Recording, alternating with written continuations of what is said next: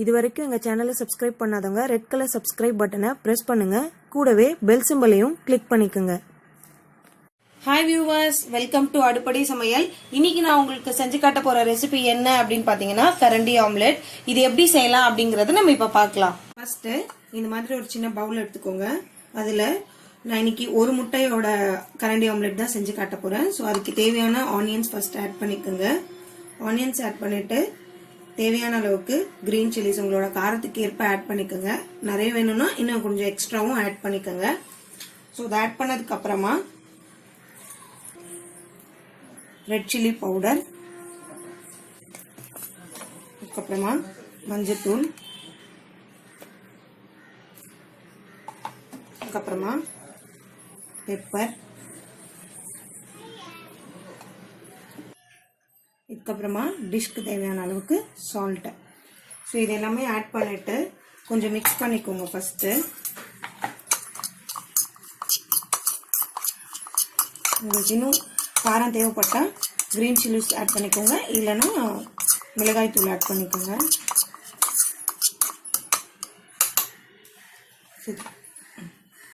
So இது கூட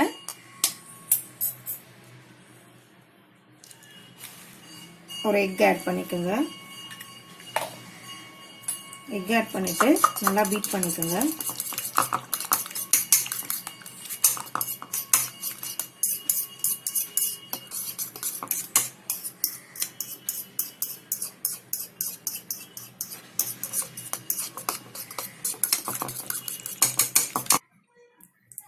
இந்த மாதிரி எக்கு வந்து நல்லா பீட் பண்ணிக்கோங்க.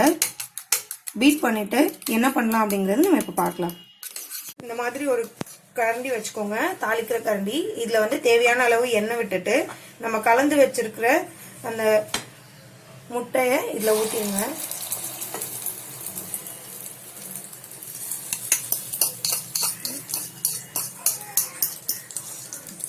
ஸோ இதை வந்து சிம்ல வச்சுதான் செய்யணும்.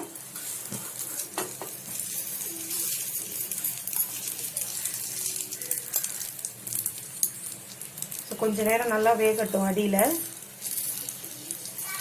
இந்த மாதிரி எடுத்து விட்டுட்டே இருங்க ஓரத்துல. பார்த்தீங்கன்னா நம்ம ஓரம் நல்லா எல்லா இடத்துலையும் இந்த மாதிரி கரண்டி வச்சு நம்ம பண்ணிட்டோம். பண்ணதுக்கு அப்புறமா அடியில நல்லா வெந்திருக்கும். இதை வந்து இந்த சைடு அப்படியே திருப்பி போடுங்க.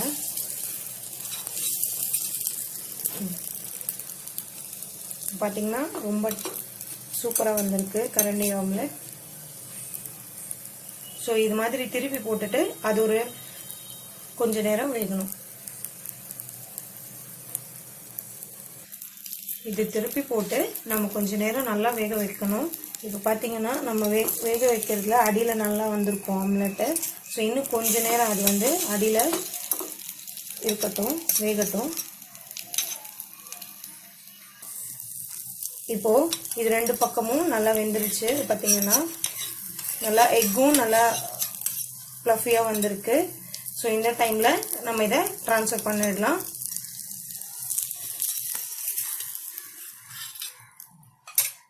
சுவையான கரண்டி ஆம்லெட் ரெடி ஆயிடுச்சு. இந்த வீடியோ உங்களுக்கு பிடிச்சிருந்துச்சுன்னா லைக் பண்ணுங்க, ஷேர் பண்ணுங்க, சப்ஸ்கிரைப் பண்ணுங்க.